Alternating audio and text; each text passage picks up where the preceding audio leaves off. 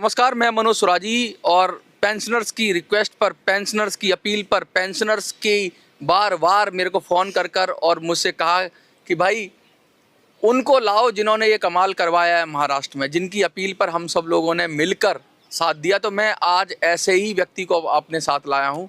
हमारे साथ बम महाराज हैं और उनकी टीम है, राज बहादुर जी, और हमारे साथ सर का नाम सुबोध बिहारी जी हैं। ये भी अटल जनशक्ति पार्टी के दोनों वरिष्ठ पदाधिकारी हैं, एक दिल्ली से हैं और एक सेंट्रल टीम से हैं। साथ में महाराज नौटिया भी हैं। आज हम उस व्यक्ति से भी बात करने की कोशिश करेंगे जिस व्यक्ति को पिछली बार हमने फ़ोन लगाने की कोशिश की थी, लेकिन किसी कारणवश उनसे बात नहीं हो पाई थी। तो नासिक का वो व्यक्ति हैं, नासिक के व्यक्ति हैं जिनको बापू के नाम से जाना जाता है। उनसे भी बात करने की कोशिश करेंगे और जानने की कोशिश करेंगे कि आखिर ये कमाल हो कैसे गया। पूरे महाराष्ट्र में जगह जगह से खबर आ रही है, नासिक से ही नहीं, बहुत जगहों से खबर आई मेरे पास कि नोटा ने कमाल कर दिया और ट्रेमेंडस परफॉर्मेंस दिखाया। और कहीं नोटा को, महाराष्ट्र में ऐसा नियम है कि अगर नोटा को सबसे ज़्यादा वोट मिल जाते तो चुनाव रद्द हो जाता और दोबारा चुनाव कराना पड़ता। लेकिन आप लोगों ने सिर्फ टेस्ट किया कि ये होता है नहीं होता है। इस चक्कर में शायद हमें 12% ही नोटा को मिले। अगर जैसा कि बापू ने कहा था, बापू उनका कह रहा हूँ जो कार्यकर्ता हैं पेंशनर्स के लिए और जो साइकिल पे घूम घूम के जिन्होंने प्रचार किया, जिनसे हम फ़ोन पे बात करेंगे, उन्होंने कहा कि हमने एक आदमी को कहा था एक परिवार में कि वोट देना। अगर सोचो, अगर एक पेंशनर का पूरा परिवार अगर वोट दे देता तो क्या होता, क्या कमाल हो जाता। चलिए हम विधिवत शुरू करते हैं। बम महाराज से ही बात करने के शुरू करेंगे और बम महाराज आज हमारे साथ हैं। तो चलिए शुरू करते हैं। बम महाराज, बहुत बहुत आपको बधाई हो। और पूरे महाराष्ट्र में डंका बज रहा है और लोग फ़ोन करके बोल रहे हैं कि आपने, मनोज भाई, आपने जो वीडियो बनाई थी, जो बम महाराज जी आए थे, उन्होंने भी कहा था और हम सब ने मिलकर नोटा को दबाया है, नोटा दबाया है और अखबारों में चर्चा हो रही है, पूरे महाराष्ट्र में चर्चा हो रही है। क्या कहेंगे, क्या रिएक्शन है पहला आपकी?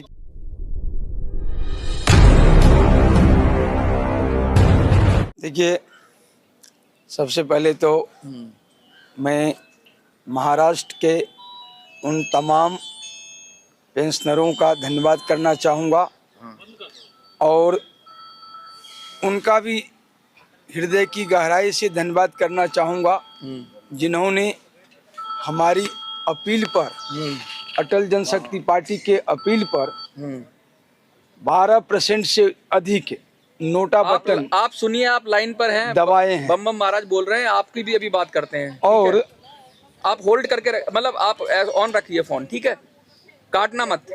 अभी आप मैं बम महाराज आपको थोड़ा अभी हमारे साथ लाइन पर वो भी जुड़ गए हैं जो महाराष्ट्र से, नासिक से हैं, बापू जी जिनका नाम है, राजेंद्र जी, वो जुड़ गए हैं।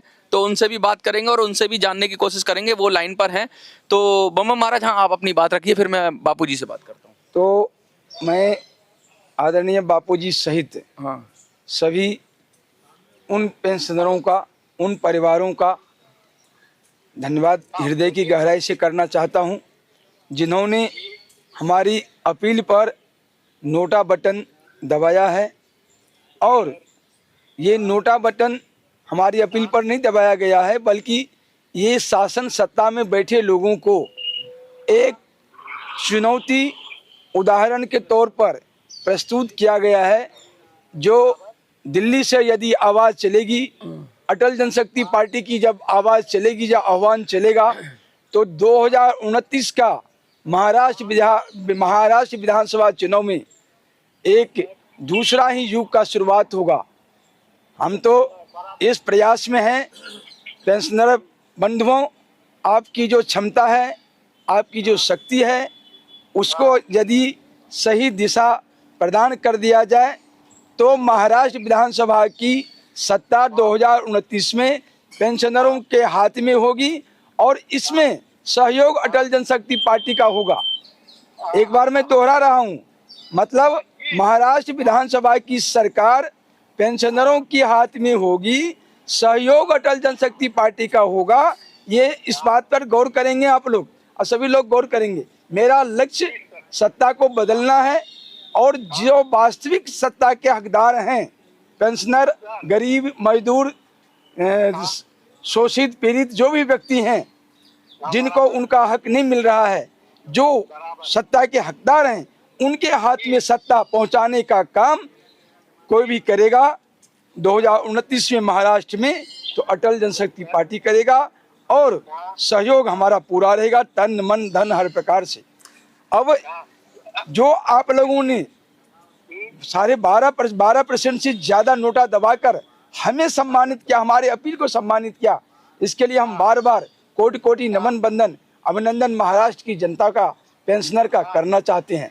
और एक संकल्प के साथ जो हमारी पेंशनर की लड़ाई ये आज ही खत्म हो जाएगी ऐसा नहीं है। हम जब तक पेंशनरों की मांगों को लेकर उनकी मांग पूरी नहीं कर लेंगे, हमारी ये लड़ाई सड़क से संसद तक जारी रहेगा। हम अभी जंतर मंतर पर ऐसे मीडिया को संबोधित कर रहे हैं, लेकिन आने वाले फरवरी में पेंशनरों की मांग को लेकर हम जंतर मंतर पर धरना प्रदर्शन, आमरण अनशन, भूख हड़ताल ये सब करने की योजना बना रहे हैं। आप लोगों का सिर्फ पेंशनरों का सिर्फ हार्दिक आशीर्वाद चाहिए और यह आशीर्वाद के बगैर हम कहीं भी नहीं है, कुछ भी नहीं है। आपका आशीर्वाद मिलने से हमें जो हार्दिक ताकत मिलती है, आत्मिक बल मिलता है, जो संकल्प मिलता है, उसके आधार पर जल्द ही हम सरकार को पेंशनरों की मांगों को पूरा करने के लिए झुकाने में कामयाब हो जाएंगे। और वैसे भी अटल जी का नाम ही अटल है, उनका व्यक्तित्व ही अटल है, उनका विचार ही अटल है, उनका संकल्प ही अटल है, उनका व्यवहार ही अटल है, उनका लक्ष्य ही अटल है, उनका जीवन का एक एक जर्रा जर्रा अटल विश्वास के साथ मजदूरों के लिए, देश के लिए, शोषितों के लिए, पीड़ितों के लिए, वंचितों के लिए, अनाथों के लिए और देशभक्तों के लिए, पेंशनरों के लिए रहा है। और उन्हीं के सिद्धांतों के ऊपर ये अटल जनशक्ति पार्टी स्थापित हुई है और उसका राष्ट्रीय अध्यक्ष मैं बम बम महाराज नौटिया उनके सिद्धांतों को, विचारों को आत्मसात कर चल रहा हूं और आगे तक चलते रहूंगा। तब तक चलते रहूंगा जब तक लक्ष्य हासिल नहीं होगा। आपको अधिकार नहीं मिल जाएगा, पेंशनरों को उनका हक नहीं मिल जाएगा। मैं अभी इतना कहना चाहता हूं। मैं आपसे बात करना चाहता हूं बापूजी, आप अपना अनुभव बताइए। आप उस दिन मुझे बता रहे थे क्या हुआ था, क्या था, कैसे, आप बोलिए, आप बोलिए। हाँ जी, नमस्ते। मैं महाराष्ट्र का नासिक से बापू कोलपकर बोल रहा हूँ। हाँ जी, बोलिए बापूजी। हाँ जी, नासिक में कम से कम 122 वार्ड है और मैं साइकिल से सब तरफ मतलब 87 वार्ड घूम चुका हूँ। और एक घर में कम से कम 10 वोट होते हैं या 4 होते हैं या 6 होते हैं। तो मैं सभी को बताया कि कम से कम आप किसी को भी मतदान करो, लेकिन एक नोटा पे कीजिए, एक चांस हमको दीजिए, खाली एक चांस दीजिए हमको। 4 मतदान करना है या 5 करना है या 10 करना है, खाली एक नोटा को करो। एक घर से एक वोट, एक घर पे एक वोट, एक वार्ड पे एक वोट, मतलब एक घर पे एक वोट होता है। हाँ। तो सबको मैं विनंती किया था। अच्छा। सबको और भी लोग रहे होंगे ऐसे जैसे आप कर रहे हैं, जैसे ठाकरे जी थे और बहुत सारे लोग थे जो लगातार अलग अलग कर रहे थे। क्या लगता है अब इन सबको जोड़ के काम करना चाहिए? हाँ, मैंने भी सबको बता दिया था। देखो, मैंने आपको फोटो डाला है, मेरा सब आर्थिक स्वागत किया है लोगों ने। अच्छा। बेटा बेटा पहना है, देखो आपको मैं फोटो डाला है सर। अच्छा। आपको भी सम्मान मिला है इसका मतलब? हाँ जी। और आपका नाम के ऊपर ही मिला है, ये भी मैं बता देना चाहता हूँ मनोज जी। नहीं, ऐसी कोई बात नहीं है। देखिए, हम तो लड़ रहे हैं पेंशनर की लड़ाई। अब इस लड़ाई में हम सेनापति ढूंढ रहे थे, अब बम महाराज जैसे लोग आ रहे हैं, बहुत सारे लोग आ रहे हैं जो सहयोग कर रहे हैं और बिगर किसी अपेक्षा के, बिगर किसी आशा के, ये नहीं चाहते कि भाई इनका नाम हो जाए या इनकी पार्टी का नाम हो जाए। ये तो समाज के लिए खड़े हुए हैं, मजदूर के लिए खड़े हुए हैं, पेंशनर के लिए खड़े हुए हैं। और जैसे आप भी, आपको भी कहते हैं गुमनाम की तरह काम किया आपने, बिगर किसी से निर्देश लिए हुए अपने स्वेच्छा से काम किया। तो इसीलिए हमारा मन किया कि बापू जी को तो लाइन पे लाना चाहिए। पिछली बार वीडियो में आप नहीं आ पाए थे तो काफी, इस बार मैंने कहा आपसे बात की जाए। तो और बोलिए, और बताइए क्या क्या आपका अनुभव क्या लग रहा है आपका, क्योंकि ये पॉलिटिक्स की काफी जानकारी है आपको। तो आपको क्या लगता है कि हम लोग इस रणनीति पे चल रहे हैं तो इससे क्या होगा आगे? मैंने बहुत अच्छा प्रॉमिस अपने को, मैं आपको प्रॉमिस करता हूँ, जब अपना चुनाव अगला अगर 4-5 स्टेट में आ जाएगा ना, तो अपने को थोड़ा थोड़ा अपने को बढ़ाने का है, ये सब कुछ बढ़ाने का है। बढ़ाने का, एक एक स्टेट के अंदर जाना है, जैसा कि महाराष्ट्र में हुआ। हाँ। बराबर।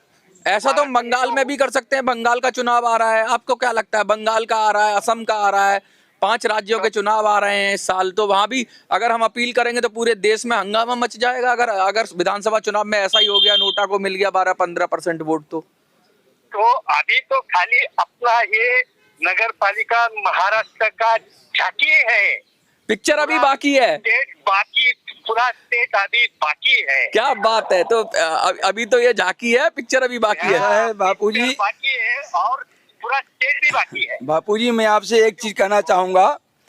हाँ?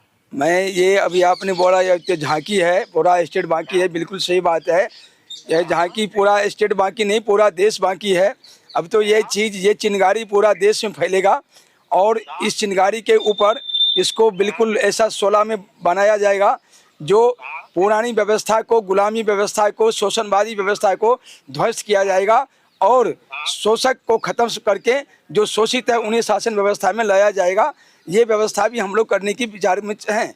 मैं आपसे निवेदन ये करना चाहूँगा, थोड़ा सा आप मेहनत कीजिए, थोड़ा सा आप मुझे सपोर्ट कीजिए और एक टीम गुप्त रूप से अपनी एक टीम बनाइए पूरे महाराष्ट्र में, जहाँ जहाँ बना सकते हैं। मेरी ओर से आपको पूरी छूट है, आप टीम बनाइए और टीम को हमारा सपोर्ट मिलेगा।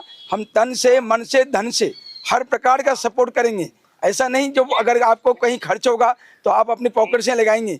शुरुआत में बेशक आप अपने पॉकेट से खर्च कर दें, हो सकता है, लेकिन वो भरपाई भी हम करेंगे, पार्टी की ओर से करेंगे। हम आपको इतना एश्योर करते हैं, आप जो भी व्यय करेंगे पार्टी के लिए, समाज के लिए काम करेंगे, उसमें आपका जो व्यय होगा वो भी हम आपको मदद करेंगे। मतलब तन, मन, धन तीनों से हम आपकी मदद करेंगे और बौद्धिक क्षमता से भी मदद करेंगे, नीति से भी मदद करेंगे, नियत से भी मदद करेंगे। और ये जो शोषकवाद लोग हमारे देश पर कब्जा करके बैठे हुए हैं और शोषित हम लोगों को बना रखे हैं, उपेक्षित करके बना रखे हैं, इनको साइड करके अपना सत्ता अपने हाथ में लेना है। ये मेरा एश्योरेंस है। इसमें आप लोगों की भूमिका बहुत अहम है।